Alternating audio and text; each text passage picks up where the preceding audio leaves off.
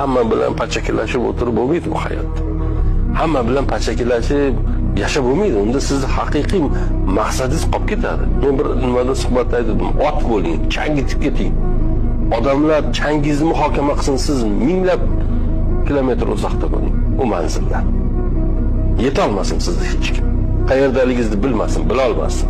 Doimiy oldinga harakatda bo'lish kerak. Lekin uning uchun oldin chopishni o'rganish kerak.